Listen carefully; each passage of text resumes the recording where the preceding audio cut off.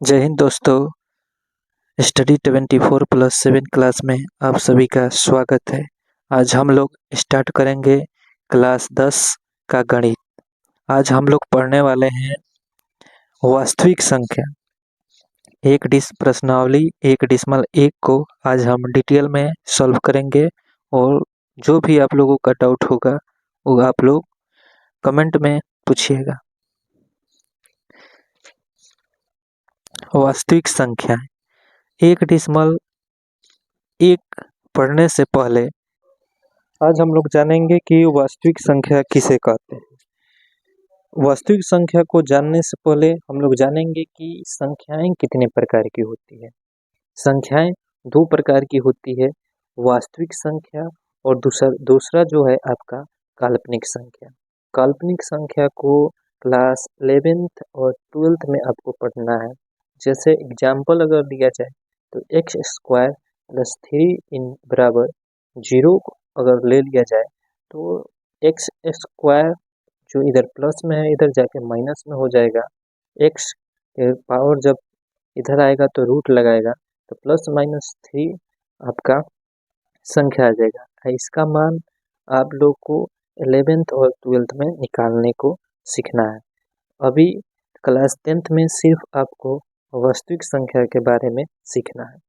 वास्तविक संख्या होती क्या है, तो इसमें कौन कौन संख्या आता है, तो पहला प्राकृतिक संख्या, दूसरा पूर्णांक संख्या, तीसरा पूर्ण संख्या और परिमेय संख्या और अपरिमेय संख्या इसमें शामिल है। प्राकृतिक संख्या किसे कहते हैं इसके बारे में जान लिया जाए तो प्राकृतिक संख्या वह संख्या होती है, प्राकृतिक संख्या को याद रखिएगा नेचुरल नंबर कहा जाता है, इसलिए इसे n से सूचित किया जाता है। तो सिंपल परिभाषा याद रखिएगा कि प्राकृतिक संख्या वह संख्या होती है तो गिनती की संख्या को क्या कहा जाता है, प्राकृतिक संख्या। जैसे 1 2 3 4 5 अनंत तक, ये सभी संख्याएं जो होती है ये प्राकृतिक संख्या होती है। उसके बाद अब दूसरा जो आपका है पूर्ण संख्या। कौन संख्या, पूर्ण संख्या। पूर्ण संख्या याद रखिएगा सिंपल है, याद रखिएगा इसे W से सूचित किया जाता है, इसे W से सूचित किया जाता है। सिंपल याद रखिएगा इसका परिभाषा कि जीरो अगर आगे लगा दिया जाए गिनती की संख्या में 1 2 3 4 5 अनंत तक, उसे हम पूर्ण संख्या कहते हैं। सिंपल प्राकृतिक संख्या के आगे अगर शून्य से स्टार्ट किया जाए तो उसे हम क्या कहेंगे, पूर्ण संख्या कहेंगे। उसके बाद तीसरा जो आपका है पूर्णांक संख्या। तीसरा क्या है आपका, पूर्णांक संख्या। तीसरा है जो पूर्णांक संख्या है। तो पूर्णांक संख्या किसे कहते हैं, तो पूर्णांक संख्या को z से सूचित करते हैं। 0 के इधर 1 2 3 4 अनंत तक और 0 के इधर अगर जो भी संख्या माइनस में होता है इस प्रकार से, इसे हम पूर्णांक संख्या कहते हैं। सिंपल से याद रखना है। परिमेय संख्या किसे कहते हैं, तो सिंपल याद रखना है वह संख्या जो p/q के रूप में हो, जहां q बराबर नहीं हो 0 एवं p और q एक पूर्णांक संख्या हो। p और q का जब HCF निकाला जाए तो HCF कितना आए, 1 आए। एग्जाम्पल में ले लिया जाए, आपसे ऑब्जेक्टिव में पूछा जा सकता है कि शून्य यानी कि 0 परिमेय संख्या है या अपरिमेय संख्या, तो आप सीधा सीधा टिक कीजिएगा कि जो शून्य है वो परिमेय संख्या है। आपसे पूछ दिया जाए कि 1/2 परिमेय संख्या है कि अपरिमेय संख्या है, तो यह भी क्या है, परिमेय संख्या है। अगर आपसे पूछ लिया जाए कि 2/4 परिमेय संख्या है या अपरिमेय संख्या है, तो यह जो आपका होगा यह परिमेय संख्या नहीं है, अपरिमेय संख्या है। अब हम लोग जानेंगे कि अपरिमेय संख्या किसे कहते हैं। तो सिंपल याद रखिएगा कि वह संख्या जो परिमेय होगा वो अपरिमेय नहीं होगा और वह संख्या जो अपरिमेय होगा वो परिमेय होगा। सिंपल याद रखना है। सिंपल याद रखना है कि जो भी अभाज्य संख्या होती है, जो भी अभाज्य संख्या होती है, अभाज्य संख्या पर अगर हम रूट लगा देते हैं, अभाज्य संख्या पर अगर हम रूट लगा देते हैं तो वह संख्या क्या कहलाती है? अपरिमेय संख्या कहलाती है। जैसे एग्जाम्पल पे देखा जाए तो जैसे 2 है, 2 पर अगर रूट लगा देंगे तो 2 क्या हो जाएगा? अपरिमेय संख्या है। 3 है, 3 पर अगर रूट लगा देंगे तो क्या हो जाएगा? अपरिमेय संख्या है। 5 है, 5 पर अगर रूट लगा देंगे तो क्या हो जाएगा? अपरिमेय संख्या है। अगर आपसे पूछ लिया जाए कि 1.001 यह परिमेय संख्या है कि अपरिमेय संख्या है, तो यह अपरिमेय संख्या है। क्यों अपरिमेय संख्या है? क्योंकि जो जो यह 001 यह बढ़ रहा है और बढ़ते बढ़ते ऐसे ही 00001 फिर 0000001 बढ़ते डट डट बहुत बढ़ जाएगा। इसीलिए यह जो संख्या है यह क्या है? अपरिमेय संख्या है। अगर आपसे कोई पूछ लिया जाए कि 1 डिसिमल रेकड़िंग यह परिमेय संख्या है कि अपरिमेय संख्या है, तो यह जो है आपका परिमेय संख्या है। क्या है? परिमेय संख्या है। क्या है यह? आपका परिमेय संख्या है। तो इतना आपको याद रखना है कि परिमेय संख्या, अपरिमेय संख्या, प्राकृतिक संख्या, पूर्ण संख्या, पूर्णांक संख्या किस प्रकार से होता है। यह अगर आपको जानकारी रहेगा तो आपको प्रश्नावली 1.1 जो है उसको बनाने में आसानी होगा। प्रश्नावली 1.1 को बनाने से पहले एक और थ्योरम है, एक और बेसिक जानकारी आप लोग जान लीजिए। आपका एक उसमें यूक्लिड विभाजन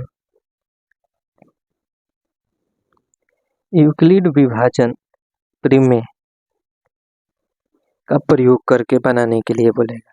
आप लोग बचपन से ही जानते हैं, अगर आप लोग को दो संख्या कोई भी दे दिया जाए जैसे 10, 20, अगर आपसे बोला जाए कि इसका HCF निकालिए तो हम लोग बचपन से जानते हैं कि इसको गुणनखंड विधि द्वारा हम लोग निकाल लेते हैं। लेकिन यहाँ पे गुणनखंड विधि का प्रयोग नहीं करना है। किसका प्रयोग करना है? यूक्लिड विभाजन प्रमेय का प्रयोग करना है। कैसे यूक्लिड विभाजन प्रमेय क्या है? अगर मान लेते हैं दो संख्या A और B है, दो संख्या A और B है, A जो है वो B से बड़ा है, तो यूक्लिड विभाजन प्रमेय के द्वारा यह जो बनेगा A बराबर BQ प्लस R, यह बनेगा जहाँ पे R छोटा होगा B से और B छोटा होगा या 0 से बराबर होगा। यह आपका यूक्लिड विभाजन प्रमेय का नियम है। इसे क्या कह सकते हैं? नियम कह सकते हैं। Q को आप सीधा सीधा यह भागफल होता है और जो R होता है वो आपका शेषफल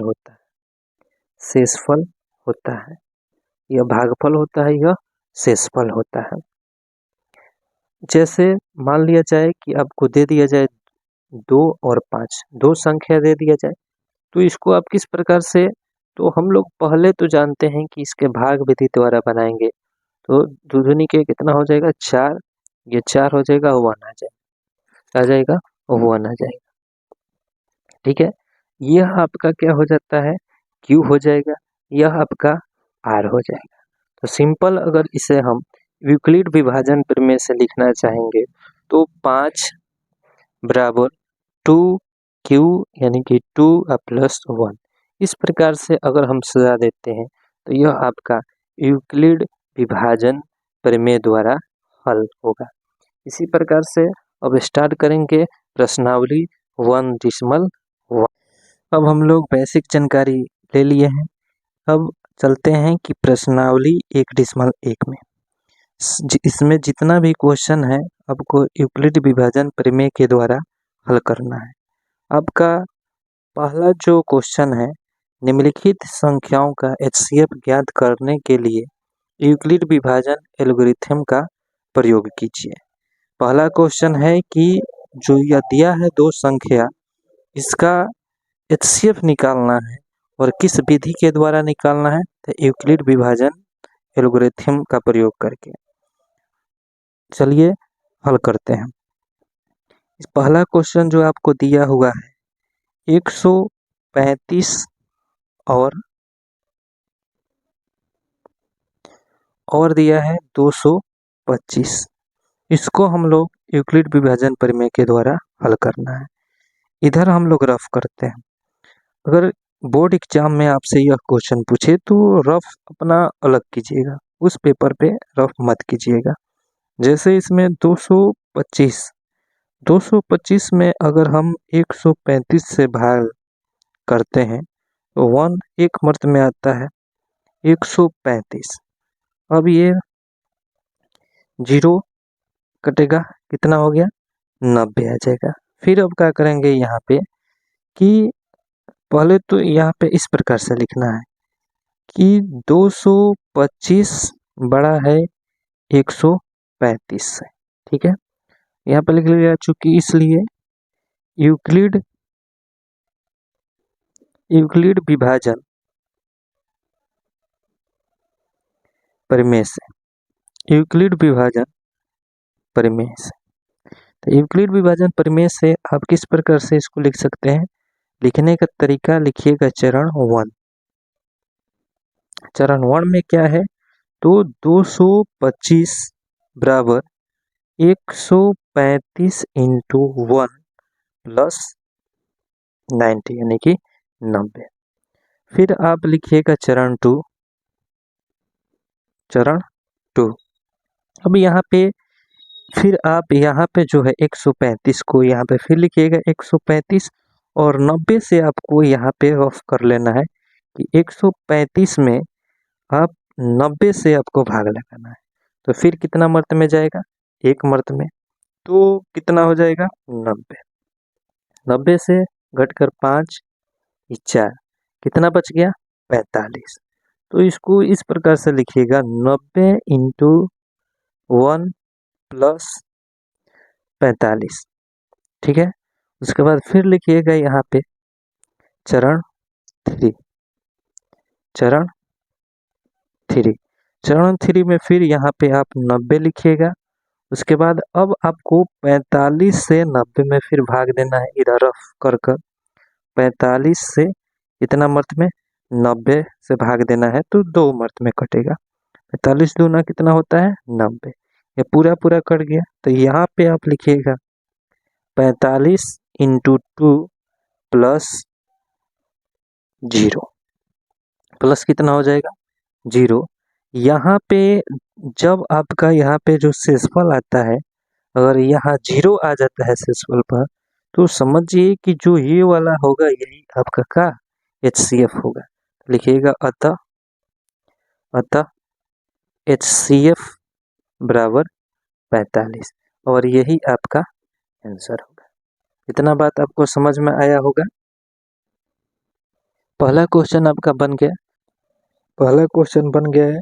दूसरा क्वेश्चन जो दिया है 196 और 38,220, इसको यूक्लिड विभाजन प्रमेय का प्रयोग करके HCF ज्ञात करना है, ठीक है। इसको हम लोग बनाते हैं। यहाँ पे क्वेश्चन लिख लिए हैं 196 और 38,220 यह दिया हुआ है। हम सबसे पहले जो बड़ा है इस प्रकार से बड़ा का चिन्ह देकर 196 लिख देंगे। इस किस विधि से बनाना है तो यूक्लिड विभाजन प्रमेय से। लिखिएगा यूक्लिड विभाजन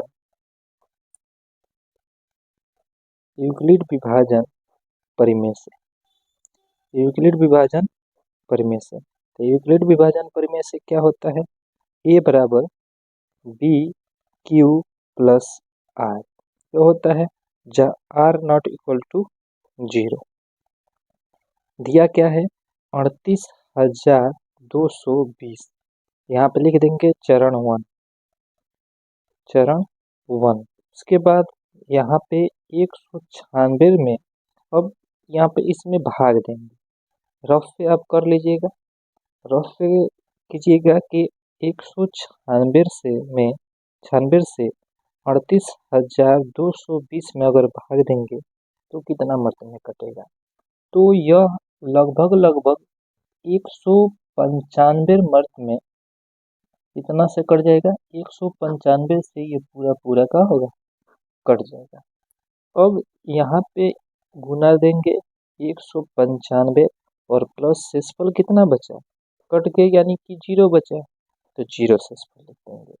यहाँ पे बताए थे कि जब यहाँ पे शून्य आ जाता है तो आपका HCF यही हो जाता है। तो देखिएगा, अतः HCF बराबर कितना हो जाएगा, 196। यह दूसरा का आपका आंसर है सेकंड क्वेश्चन का। थर्ड क्वेश्चन किस प्रकार है, तो थर्ड क्वेश्चन देख लीजिए, सेम उसी प्रकार थर्ड क्वेश्चन भी है। थर्ड क्वेश्चन का दिया है 867 और 225, उसी प्रकार से बनाना है यूक्लिड विभाजन प्रमेय का प्रयोग करके। 867 और 225 सेम उसी प्रकार से बड़ा कौन है, 867, तो 867 को बड़ा दिखाएंगे, 225 छोटा है। किस विधि से हल करना है, तो यूक्लिड विभाजन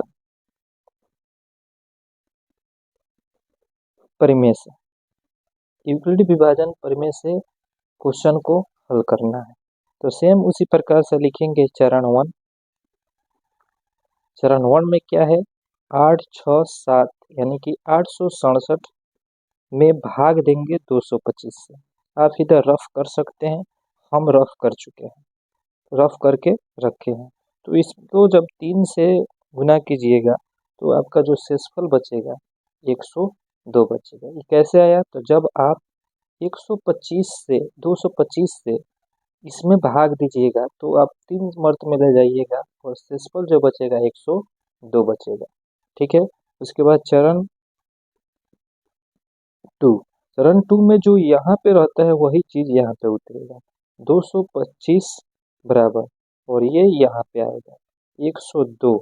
अब किससे गुना करें, तो आप इससे 2 से गुना कीजिएगा तो आपका जो शेषफल बचेगा वह 51 बचेगा। जो आपका शेषफल बचेगा 51 बचेगा। यहाँ पे लिखिएगा चरण 3, चरण 3 फिर यहाँ पे उतरेगा 102, फिर 51 यहाँ पे आएगा। 51 से इसमें भाग दीजिएगा तो कितना मर्त में कट जाएगा, 2 मर्त में, और शेषफल यहाँ पे कितना बचेगा, 0 बचेगा। अगर शेषफल जब यहाँ पे 0 आ जाता है तो समझिए कि यहाँ पे जो चीज रहेगा यही आपका HCF होगा। तो अतः HCF बराबर, अतः HCF बराबर कितना हो जाएगा, 51। ये आपका पहला दूसरा और तीसरा क्वेश्चन बन गया। 3 नंबर क्वेश्चन को लिख लिए हैं हम, जो बोला गया है सेना की टुकड़ी बराबर 616 सदस्य, बैंड पार्टी का 32 सदस्य। ठीक है, निकालेंगे अधिकतम स्तंभों की संख्या यानी कि HCF ज्ञात करना है। दिया है 616 और 32, इसको आप भाग विधि से भी ज्ञात कर सकते हैं, यूक्लिड विभाजन प्रमेय का प्रयोग कर सकते हैं, गुणनखंड विधि से भी आप प्रयोग कर सकते हैं। तो हम यहाँ पे भाग विधि द्वारा हम बनाएंगे। 32 से 616 में अगर भाग देंगे तो कितना मर्त में कटेगा, 19 में, कितना हो जाएगा, 1 मर्त में जाएगा तो पहले 32 हो जाएगा। ठीक है, 9 घटेगा 2 होगा 96, उसके बाद फिर 9 मर्त में जाएगा तो 88, यह कट जाएगा, ही 8 आ जाएगा। फिर 8 से भाग करेंगे तो यह 32 यहाँ पे आ जाएगा, भाग देंगे ये 32 पूरा पूरा का होगा, कट जाएगा। यानी कि इसलिए 616 और 32 का HCF जो होगा वह 8 होगा। यानी कि स्तंभों की संख्या बराबर 8, तीसरा का आंसर। पहला क्वेश्चन बन गया पूरा, दूसरा बन गया, तीसरा बन गया। चौथा और पांचवा जो क्वेश्चन है अगला पार्ट में हम इस क्वेश्चन को हल करेंगे। तब तक धन्यवाद। इस वीडियो को जितना हो सके शेयर कीजिए और नए हैं तो चैनल को सब्सक्राइब कीजिए। धन्यवाद।